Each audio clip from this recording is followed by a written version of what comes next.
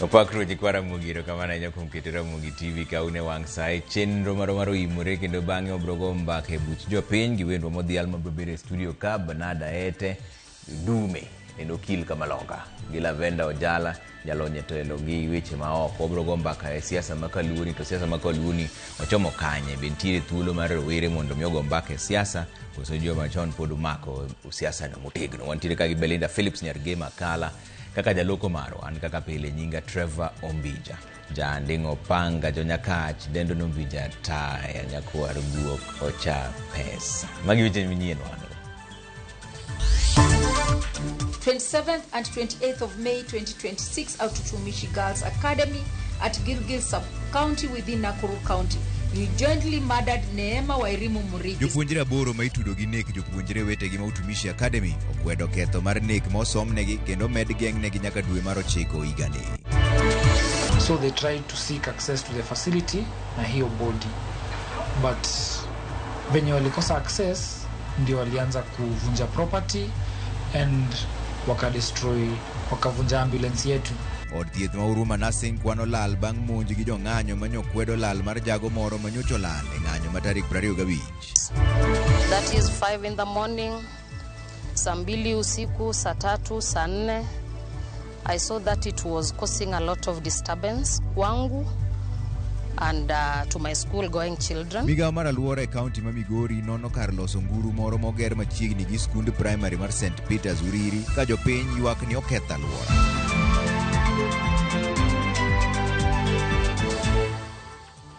Erokamano dwaro winjo pachi ariyo adek auchiel nono kaka inyalo yudo wajopuonjre aboro ma itudo kod nek mar jopuonjre 16 e masich mach ma sikundu Tumishi Academy odagi ketho mar nek bang' makni gi bura yanga e doho ma Kibera odiochieng' ma kawuono. Doho nong'ado ni din ne jopuonjre go nyaka dwe mar 9 higani kamidhi winje ng'eto kaponi inyalo wegi kod rambun kata ooyo. Jafwambo marwa Cynthia Onyango miwa lero.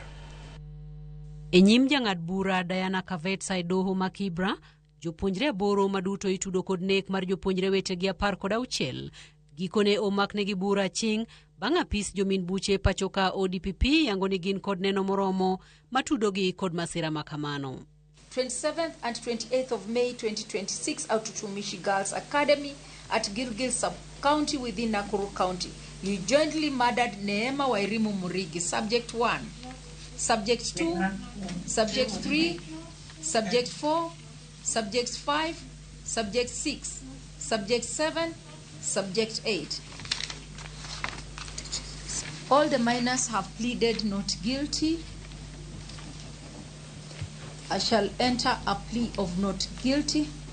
Ma otimore bang' doho yudo lipot makende manyiso ni jopuonjre go duto ni kod ngima mar obwongo makare machiwo thuolo e yor chik mar makonegi buch nek. Okinde mag jopuonjre go odhi nyime mar kwayo doho we jopuonjre go thuolo kod rambun ka giwacho ni pod gin achije kendo onego migi thuolo mar dok pacho e kinde mabura dhi nyime.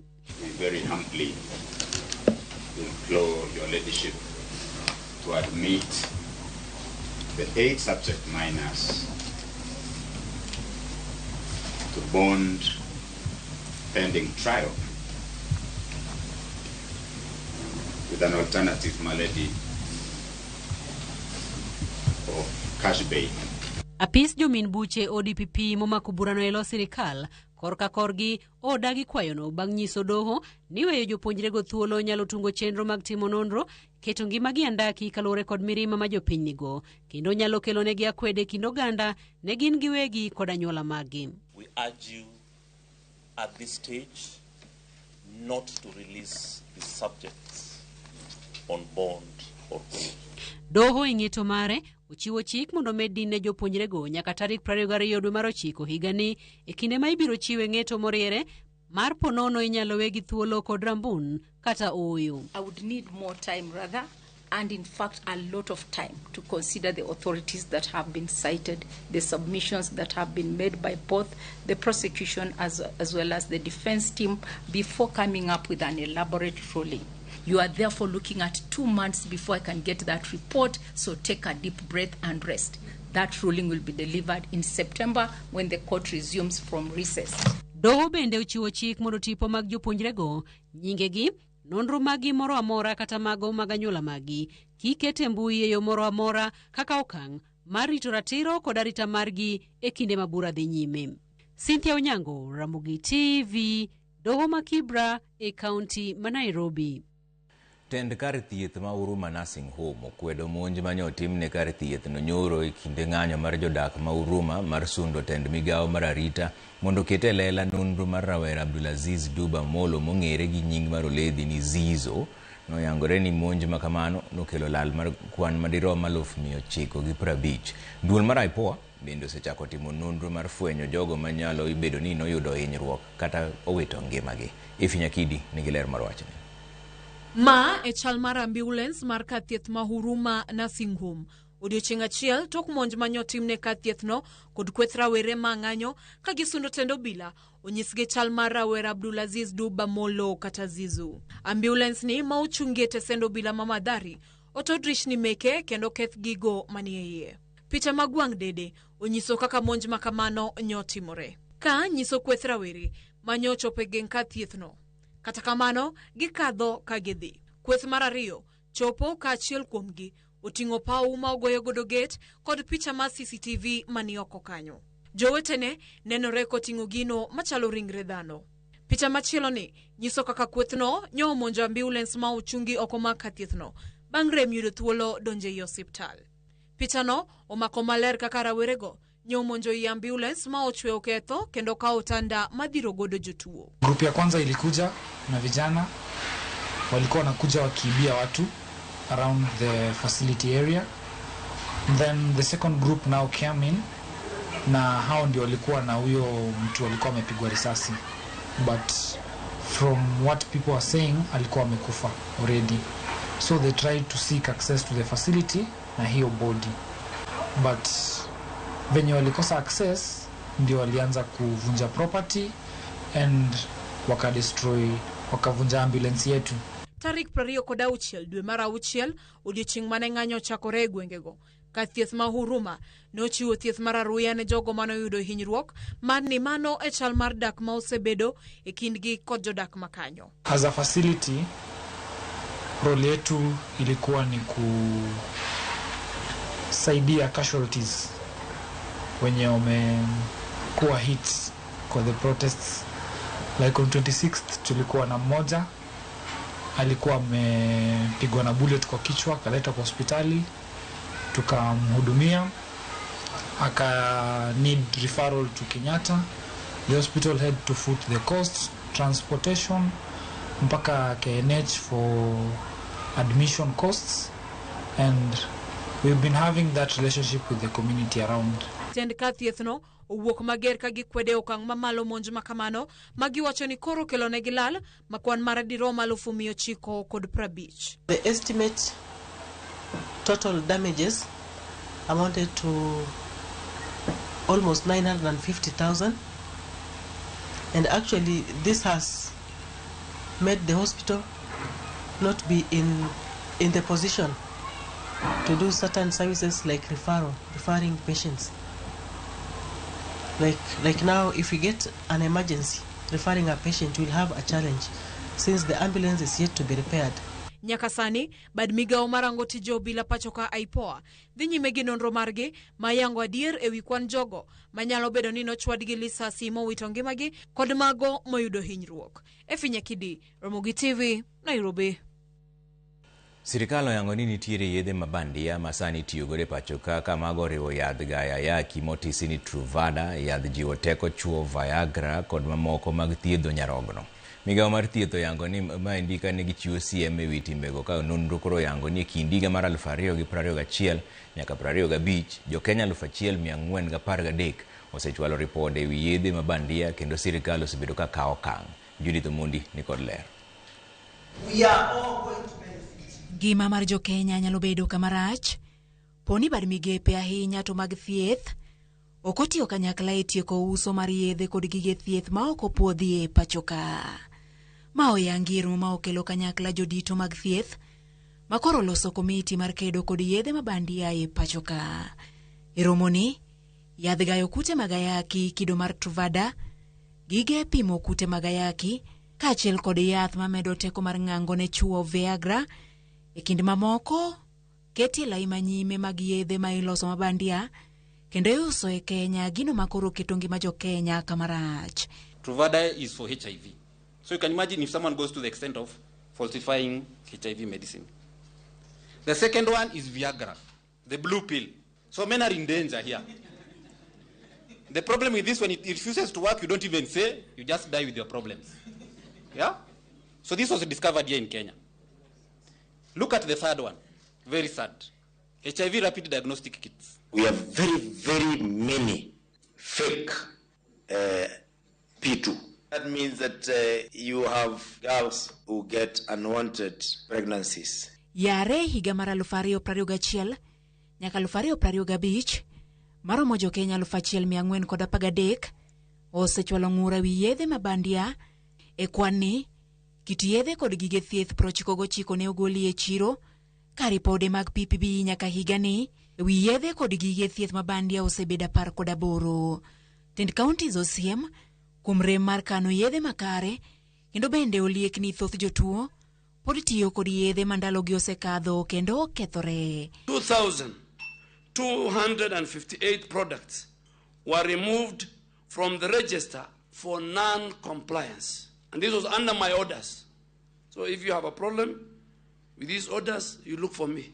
You don't look for the chairman and the CEO and the staff and the management of Pharmacy and Poison Board. We have been experiencing a few challenges in our county health facilities in terms of storage, in terms of not maintaining good distribution practices as required, and as a consequence in our pharmacovigilance we have picked significant medicinal products in our health facilities that have deteriorated and become substandard. Kakoro, kaka yo mar kedo kod yedhe mabandia madonjo e pachoka, winjruok obedo mar tiyo kod komiti ma opuodhi madhi dino ne yedhe gi erode, yango poni gin bandia kitiyo kod lony manyasani, kao kang ne achudhe kaachiel kod rito kenge kod chike mag rang'iny mag yedhe kod gige thieth e pachoka. Pharmacy and Poison Board, you have a constitutional, moral obligation to protect the citizens from falsified and substandard counterfeit medicines. When we have a falsified medicine, the consequences is grave. Judith Omondi, Ramogi TV. Jolony kod jokanyo e weche mag telo yango ni nyao mar josiasa emosemiyo Kenya odigni ekete tim chik madwaro ni kwan jotelo machuo gi mamine kik yombre malach moyo kwan mar 2 ewi 3 kata 2/3 gender rule kaka katiba dwaro. Paro medo wuok e kind oganda kod jolony bang' doho omiyo jatend piny Kenya William Ruto dweche 4 kende mar timo lokruok ne tend migepe mar neno ni kwan jotend migepe go oluwore gi wach kaka chik dwaro. Simpro Sakinda lero no wachni. Higni 16 bang'e chopo kare chik mar 27 mar katiba kare mar 8 kata 2/3 gender rule pod en dwari e thoth lemo mag telo e sirikal ma pachoka. Odiechieng' achiel tok do chiko jatend piny mondo owuo tend migepe mondo ne ni kwan mine gi chuo e tend migepe go koyombore mabor mokalo kwan mar 2 ewi 3. Paro medo wuok ewi nyalo mar Kenya chopo dwa chikno ka sani jatend piny omi dweche 4 kende mar chopo chik makamano. Ne waloso kod manen ker mar riwruok mar okinde pachoka Faith Odhiambo malero ni jatend piny ni kod yore 2 monyalo tiyo godo timo kaka chik dwaro. Onyalo amua otim reshuffle ma cabinet mare mano koro bo wach koro nyako gol jok moko kokelo mine. Lakini be pod entie gi option onyalo dok e court o seek stay koso extension kwacho ni podong ng'iyo kaka onyalo implement mano. Faith karakamano lero ni poni jatend piny owuoten migepe kendo medo kwan mine. Okang' makamano inyalo tud kod siasa mar higa manyien kalore kod thuolo matin modong' to piny Kenya dhi e yiero maduong'. Adiera kaka jibo ng'iyo, jibo wacho ni manen politics. Otema tema nyiso mine ni koro sani eko paro ka serikal dhi rumo eko paro mine ni kare untie ga pinyni. Mano the unfortunate thing, lakini anawacho ka opportunity oyudore to ntie chance ma mine be nyalo yudo opportunities gibede mesa. Gimbe gibed considered ginyal fight for differences mawantiego e piny ni mondo koro gin be giyud those opportunities to grow. Anawacho ni nego migi those opportunities. Paro makamano sirko janan siasa Dina Gai malero ni nyao e kind josiasa mosemono Kenya chopo kare chik makamano kata bedo ni tiere okenge mosego. Sirikal mar UDA nene okang' mambele kawacho ni gibro chung' gi mine e wachni. Kendo waseneno ka jatend piny osetemo koketo mine mopogore opogore kuonde ma ne mine onge. To kaluwore gi political will makata political parties onego bedgo, taneno ka ok gin serious e weche mine. To mano twak makamano nyedo ni kata bedo ni demokrasia mar piny Kenya osedongore, Kenya pok ochopo kama nyalo luwo chutho chik makamano.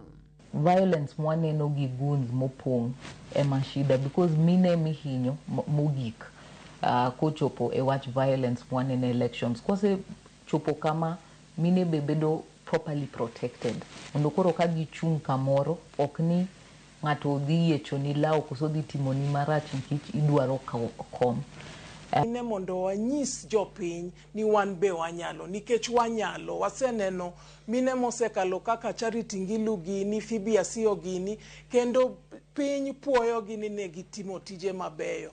Omiyo wanyalo wawuoguru oko mondo yierwa. Wenge duto koro rango jatend piny William Ruto poni e okang' mokwongo jatend piny biro luwo chik doho e wi chik makamano kendo ketie tim kako winjore. Maen kaluwore ni jatend piny machon Uhuru Kenyatta nobono chik doho kendo gikone rem chopo kare dwaro mar doho mar neno ni od bura okethi kaluwore kod rem luwo chik mar 2/3 gender rule. Simfrozo Kinda, Ramogi TV. Nonro mar Infotrack oyango ni jaod bura ma Embakasi East Babu Owino emopuo kaka mano ma osetiyo maber e pacho ka endie ka gwenge ma Nyanza, to jaod bura ma Uriri Mark Nyamita, mano ma Wendo Walter Owino kod Masuna West Peter Masara ema nie thuolo adek mokwongo kuom tich makare. Otieno Joab Mioler. Nonro ma kambi Infotrack ne otimo e kind dwe mar 1 nyaka dwe mar 5 igani, kambi no wacho ni ne gidayo dho jopiny e counties duto 47 kendo loso gi ji maromo 87,286. E kinde golo ayanga ripodno, apisa mar Infotrack Angela Ambitho oyango ni ne gideo kenge mopogore opogore mag penjo jopiny ka gidwaro ng'eyo kaka jotendgi osetiyo. Gi represent regions te mag Kenya. Koro ng'iyo Kenya te. To gimwaneno maduong' kabisa ni oganda dwaro miyo jodongo gi feedback. Kendo gimiyo gi feedback maber kabisa ka giwacho ni gima gineno kaduong' kabisa ni ng'ama oyier gi jopiny nyaka obed ni en ng'ama ji nyalo yudo, ok ni koseyieri tidhi lal ka pesa, onge ng'ama nyalo yudi. E duoko magilando, Infotrack oyango ni jaod bura ma Embakasi East Babu Owino ema oyangi ni oseyudo sir lwedo kuom tich maber e pacho kama ngima ka en kod atamalo 80. Joseph Kalasinga, Ndindi Nyoro gi John Bwire luwe gi uma. Infotrack bende oyango jood bura ma oyudo sir lwedo kuom tich makare e Nyanza ka thuolo mokwongo en Mark Nyamita ma Uriri, iluwe kod Walter Owino ma Awendo, Peter Masara Masuna West kod David Ochieng ma Ugenya. Samuel Atandi ma Alego Usonga ni e thuolo mar 5. Ilimo mar Senate, Seneta Makere Nyaga Kamau Murango ema oyangi kaka mano manigi sir lwedo maduong' kuom tich maber ka en kod atamalo 69. Iluwe kod John Methu Manyandarwa kod Joe Nyutu. E gwenge mag Nyanza, Richard Onyonka ema oyangi ni otelo gi atamalo 62 ka iluwe gi Moses Kajwang' ma Homa Bay gi atamalo 56. Thuolo mar 3 en Profesa Tom Ojienda gi Eddie Okech maduto nigi atamalo 55. E lemo mar Women Rep mag counties e gwenge mag Nyanza, Joyce Bensoda ma Homa Bay emopuo ni osetiyo makare ka en gi atamalo 54. Fatuma Mohamed ma Migori luwe gi atamalo 50, Ruth Odinga ma Kisumu gi Doris Donya ma Kisii e namba 3 gi atamalo 49. En the same gi rating wane. Omiyo kineno ka mujumbe ni kata women rep ni kata senator ni okoyudo rating maber kata okonenore rating wa, onegi penjri kata upenje ni en ang'o monego tim mondo muru kaka jopiny mondo nyalo miye. Otieno Joab, Ramogi TV, Nairobi. Bas wadhi yo moro machuok kodog bang' daka matin to kidhi mabor ahinya neno ka ote maru moko bosedonjo ka yari 3:00 awinji maler kan St Philips Genga ACK ma en japuonj Edwin erokamano ahinya japuonj Ramogi TV neno maber ka wan Kalamindi kare jo Kenya tiyo mana gi yedhe mabandia awuoro piny ma obonyo juok wuod Kalamindi erokamano ahinya Mae Owino Janabi kani oyani Masai sirikal oyie olosnwa special day mar lamo ne Kenya ji tho ma ok ber erokamano ahinya ombijane ni maler an Elijah Okoth mar oyani Masai nyithindo mane owang'o jowetegi utumishi to kik ng'wonnegi kata matin. Bas waduogo bang' daka matin kikidhi mabor ahinya.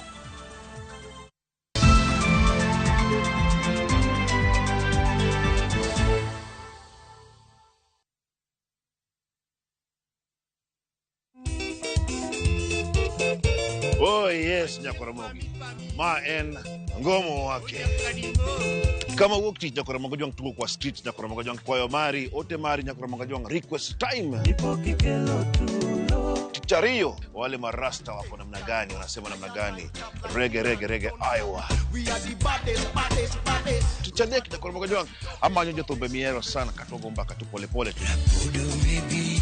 Tichangwen en ching jodongo. Easy. Kama nene, kikmano timo chon sana Nyakoromogi jwang ngomo wake Ramogi TV. Kati cha beach, Nyakoromogi jwang sukuzo wake. Sukuzo maliet Nyakoromogi jwang agoli Kenya kati nyaka Congo Brazza. Sapar, gide kapaga beach Nyakoromogi jwang nyaka sapaga Rio Ramogi TV. Usikose. Liet maratari. Kuka,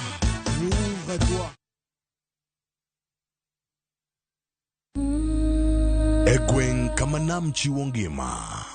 Ng'ata chiel ema chiko gik moko duto. Anyuola mapalo ganyola, ok en anyuola, en balo.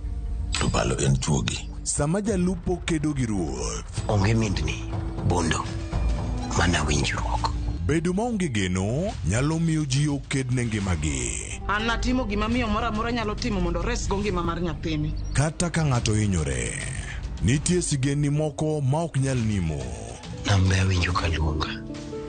Unyalo nega. Kendo en adiera manigi teko mar ketho piny ruoth. Rembo Daniel Lobni.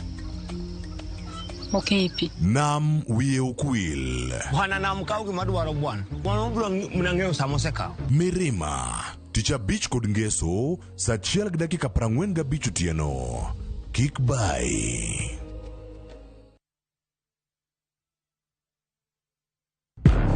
Hera, andhoga, adiera. Naye kodi. Nokang'eni ni nyalo timri marich kamae. Ich lach ok duong' dhot. Obiro donjo to kao. Nyaka sani podi nikia gimoro amora mantiere pacha. Hera miyo ng'ato bedo gi teko mar timo gimoro. Kendo nyalo lokore pap mar lweny. Odni opong'o mana hawi marach lilo. Makruok gi ng'ato nigi nengo mare. Ing'eyo gimarach kodi en ni onge ng'ata ng'ata piny kama da bedo gi wat kodi. Oromoniti. Remo biro yiero bedo korka ng'a.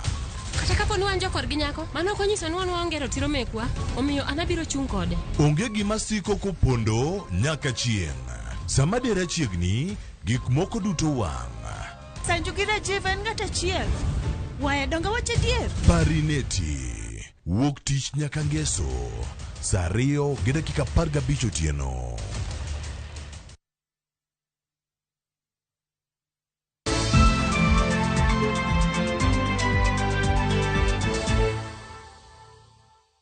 Erokamano kuom Ramogi TV kani ni od bura ma Kisumo puodho budget maromo siling bilion 14.46 ne iko omenda mar 2026 nyaka 27 kama ino ketie sekta mar thieth, dongruok apeyni kod somo kachiel gi tieko chenro mag dongruok mano pod ochung'. Millicent Adhiambo mioler. Od bura ma Kisumo ne opodho budget mar hik omenda mar 2026-2027 kod dwaro mar neno ni chenro mag tend kaunti no obiro chopo kare e hik omenda manyien ni. Budget ma opodhi no oting'o budget mangima ma en siling bilion 14.46 ka siling bilion 11.94 en pok kowuok kuom sirikal mamalo. ka bilion 2.3 en pok mabiro wuok kuom sirikal mar kaunti owuon, ka bilion 8.54 biro dhi ne chenro mapile ka pile, bilion 5.92 en mar dongruok, ka siling milion 587.3 ibiro chul godo gope. Bajedno dhi neno ni oket maino e tieko chenro mag dongruok mane osechaki to pok orumo kod neno ni ochul gope matend kaunti ma Kisumu nitie godo. Mokwongo adwa go erokamano ne members mag Kisumu County Assembly mar kuom yie mondo gikal budget mar bilion 14 to bende mar miyo priority projects mane ochak chien kanyo mapok otieki magi dho kizungu wacho ni flagship projects. Kaka mondo waduog gope gi piny wang' ne waamua ni pesa mwa project nwadhi choko ma wang'eyo ni samoro ok chokre ga te waduoko piny. Nyiso ni waduoko gombo marwa piny kaka county from bilion 3 gi milion 700 to bilion 2 gi 300 million. Kuom bajedno mangima, sekta mar thieth emano yudo pok maduong' kilwe kod omenda ma ibro ti godo e neno ni olosi kendo kung godo apeini, kasto sekta mar thieth ma ibro ti go omenda moko e neno ni omed ndiki jopuonjre mag ECD maromo 100. Department moyudo pesa mang'eny ahinya kabisa en department mar health, having the lion's share at over 3 billion. Keliwo gi mano kendo e weche mag ndeche ni nyiche okolosi kendo nyiche koth odwa chwe mang'eny ahinya ma time kata saa mane wanyalo loso godo ndeche nigo nokobet. So wamiyo thuolo contractors wa thuolo mar dok kendo mondo gitiek tijegi go. Weche mag somo wa make sure ni pesa mar bursaries and scholarship waketo kaka intiere ga milion 205 to mopogre gi mano wachak wamedo pesa mar ndiko jopuonj mag ECDs kendo 100. Bende ei bajedno siling milion 51 ibro neno ti godo e tieko tesend bas manyamasaria molem ka giyango ni gibro chuogo okenge mabro neno ni githiro weche gope manya mag county. We have given an additional 51 million so that Nyamasaria bus park can be completed. Stadium ne wacho ni lo man kanyo Joshua wacho ni mano lopgi to county bo setemo investment kanyo. Miyo wan kaka committee mar budget wamiyo governor gi team ne milion 50 mar mondo many lo kama wanyalo tere showground. Piny luo dwaro milion 83. So wawacho kendo wakwayo partners mag Kisumu County ni pesa matin milion 13 no nyalo dhi konyo e gik moko. Pok mar bajedno koro irito mondo mi gavana ma Kisumu Ngire Peter Anyang' Nyong'o opuodhi kapok okete tim kaka budget mar komenda mar 2026-2027. Millicent Adhiambo, Ramogi TV, County ma Kisumu. Migawo mochung' ne alwora e kaunti ma Migori ochako timo nonro ne kar loso nguru mayudore machiegni kod sikund primary mar St. Peter's Uriri e sub-county ma Uriri bang' jodak ma alwora makanyo chiwo ywak ni kambino ketho alwora kendo masinde gigo koko mokalo. Jofwambo marwa George Juma nyoler. E kinde maromo higa achiel kambi mar nguru mayudore Ondamo machuok kawuok skund primary mar St. Peter's Uriri e sub-county ma Uriri osebiro katiyo. Kata bed ni osebiro koloso nguru kuom kinde, penjo osebedo mathoth malo duoko kawuok kuom oganda modak e alwora mar kambini kaachiel kod apisas mawuok kuom piny owacho. Operating at odd hours, that is 5 in the morning, saa 2 usiku, saa 3, saa 4. I saw that it was causing a lot of disturbance kwangu and to my school going children. Oboke ma wadhi dwaro mondo wuon biashara okele ofiswa mondo wang'iane ni to be noluwo steps te mani dwaro mondo o set up ohalani. Edna bore machiel kuom jodak modak machiegni kod kama koro kama nguruni koro gure wacho ni gisekale matek nyaka ni kambi mar loso nguru chakre go kanyo higa achiel mokalo. I proceeded, talked to Chief Manyala. Chief Manyala visited the site, akakuja tukakaa chini tukaongea. We agreed on the starting time, tukasema kama ni kuanza kazi aanze kitu 7 when the children are up, when the children have already left, wameenda shule na watu wa kuenda kazi wametoka wameenda kazi. I saw that the response was not that good. I proceeded, nikaenda ku OCPD Uriri. I reported, nikapewa ubi. Bang' moko jodak mawuok e alwora ma kambini mar nguru chiwo ywakgi kalore kod koko kaachiel kod iro mawuok e kambi maloso nguruni. Apisa mawuok e migawono malwore kaunti ma Migori ka otelnegi kod director migawono Kennedy Mbogo ne olimo kambini. Kuna kelele from that 4 hii mashini inanguruma sana, inapiga kelele. A lot of smoke is coming. When it rains, nzi ni wengi. So this place is not a place to live. It's not habitable. Irogi osemio jogi kata mabati pia ginyal kata chiko. Apisas mawuok e migao malo e kaunti ma Migori manotimo limbe e kaloso ngurune wacho ni ando ging'eyo ni kaloso ngurune yudore kanyo ka apisas mar duol mochung' alwora the National Environmental Management Authority kata NEMA bende wacho ni pok gichiwo lesen ni kambi moro amora mar nguru e gwengego. Awuonto mae biro na mokwongo but wanyalo penjo office environment ma Uriri. Koro bedo to sebedo for some time. Konwa ni madhe gachiel. Industries kama idwaro ni obed okonego bed kama ji odake. Kata bed na apisas mawuok e migao malo e kaunti ma Migori mane otimo limbe margi e kambini mar nguru pod timo nonro mar ng'iyo pono to kaluwore kod chik kata oyo. Giwacho ni giseneno ka iro mawuok e kambini kod gipo moko koro ketho alwora. Only the neighbors that are complaining or the neighbors that are not safe, but even the workers that are here are not safe. Why we are not taking action immediately is to just give an opportunity, the prepare an opportunity to explain herself and to provide the documents that my colleague has just mentioned. En migao mochung' alwora e kaunti ma Migori wacho ni gidhi kawo okang' mar chik e kinde mar seche 24 bang' bedo kod twak kod wuon kambini mar nguru. Okang' mabende koro idak makono koro rito kod liyo. George Juma, Ramogi TV, Migori.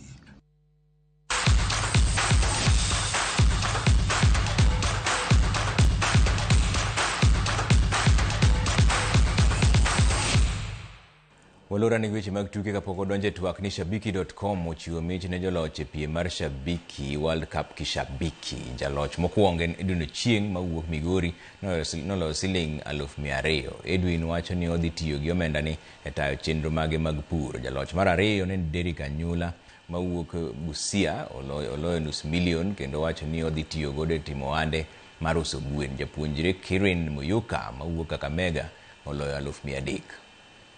Kunaza zitoshi na pia biashara yangu ya duka haijakuwa imesimama imara, na natumai pesa nitachukua ni boost na hiyo biashara, na kutoka hapo naona maisha yangu itabadilika, hata kama itabadilika sana lakini nitapiga hatua nyingine.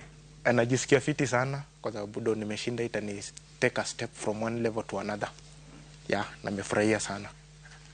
Kwa hiyo pesa yenye nimeshinda, kuna mashine nilikuwa nataka kununua za shamba za kupiga maji huko kutoka kwa mali tunapiganga maji, ndizo nataka sasa kununua na nikimalizia kujengea ng'ombe kwa sababu niko na ng'ombe bado huko. From now maisha yangu si same tena 100%. Hiyo exam it's very expensive, hata nilikuwa nisha postpone nitafanya December, but thanks be to God nitaenda kufanya exam yangu sasa August na hope nitapita, na nikiingia biz na ishike vizuri maisha yangu itawairudi the same tena. Telo mar FKF e pacho ka ndio bedo gi romo gi apisas mag CAF kod FIFA kane gitwak ewi telo kod dongruok adhula e pacho ka indi. Kano losi romo mar kamano jakom FKF Hussein Mohamed wacho ni Kenya oketo chunygi e kit telo makare mar tuk adhula kosingo ni kata mana ikruok ne tugi mag AFCON ni kare. Romo kamano nokelo kanyakla president mar Sekafa Paulos Welda Hanamot e kind jotelo mamoko. Kenya ikore mar bago tuke mag AFCON gi achiel gi Uganda gi Tanzania higa manyien.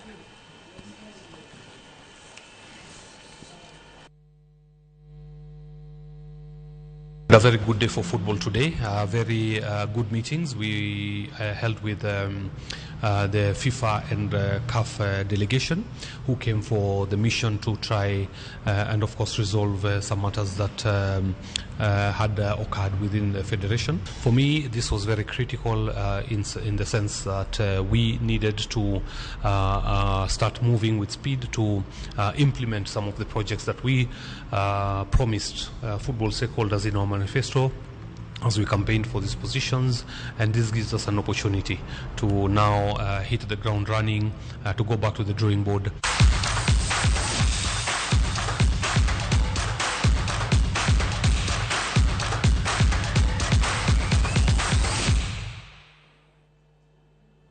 Vaso di yo moro chuoko duogo to chako mbaka marwa mar buch jo piny gi wendo modhial mabe osechopo e studio kae ndie ngire Bernard Aete kata Dume Menokil Kamaloka nitiere ka to gi Lavenda Ojala jalonye telo gi weche ma ok wadhi go kodgi mbaka siasa makaluo kaka chalo gi kaka dibedo mbele ka. Ibedo winjo pachi 2 3 6